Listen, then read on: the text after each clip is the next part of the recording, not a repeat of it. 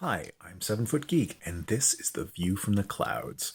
Today is Wednesday, January 13th, 2016, and today I need to talk about games. Not want, not intend, I need to talk about games.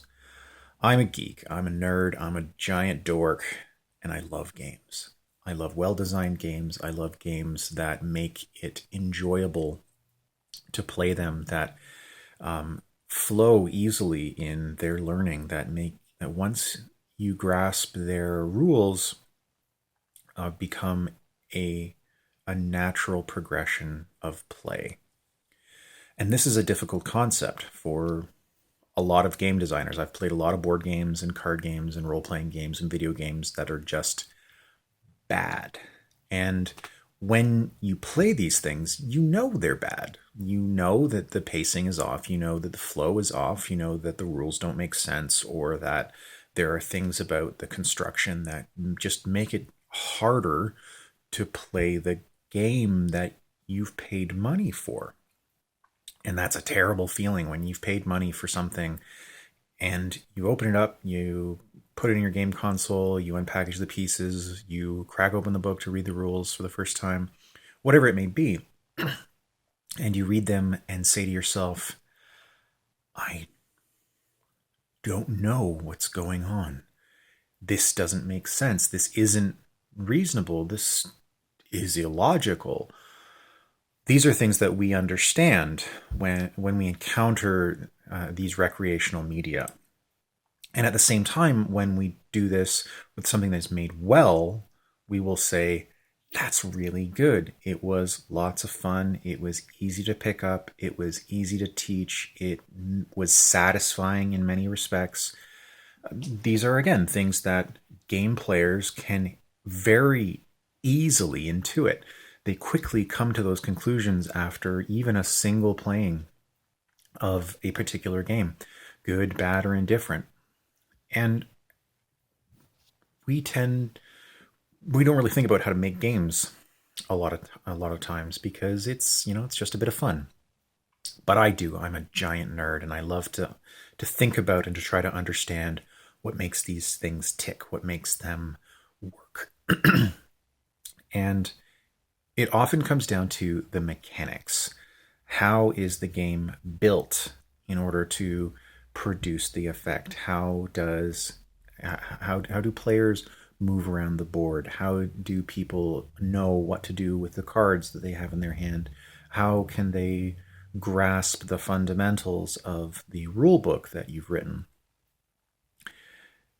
And it's really hard. It is really, really hard. What happens a lot of the time is that people see something that works and then they say, that worked. I'm going to try to make something like that.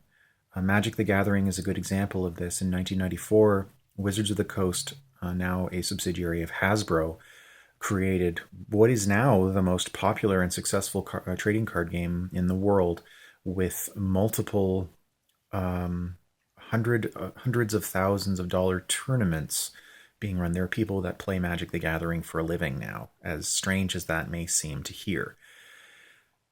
When Magic first came out and in the years afterwards, there were a lot of imitators. There were tons of card games that came out in imitation of it. They had similar resource management systems. They attempted to innovate on the ideas that Magic had put together, but they had missed the key, the spark that had made Magic work. And so they didn't do very well. Some of them were fun, some of them were quirky, some of them were esoteric and weird, but they just didn't get it.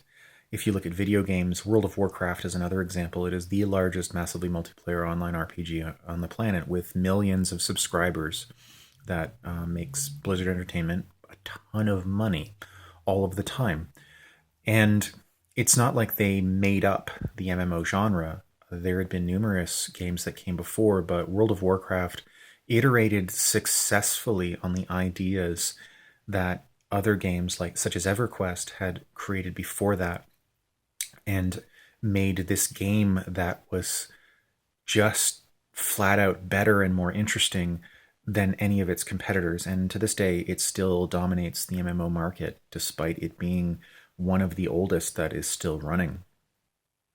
So we understand as players what these mechanics are, what that the fact that they make things good. And my my understanding of them is that it's it's always easy to criticize. It's easy to say this is good and this is bad sitting from your armchair and and passing judgment on what these things are. What's more difficult is to truly understand why these things work and what is good about them. Game design, in that sense, is very, very, very challenging. And my hat goes off to the people that are able to successfully do it. The creator of Settlers of Catan, whose name escapes me, I'll put an annotation in so that people know who he is. He has gone on to create numerous board games that are just as interesting as Settlers of Catan. I had the opportunity to see him talk when I went to Gen Con in 2007, and it was just amazing to hear his passion and to hear the ideas that he had. And I realize this is getting a little rambly. This is my longest video up to this point, and I haven't really reached any conclusions because the fact of the matter is that I'm not a game designer. I don't think that I could do it.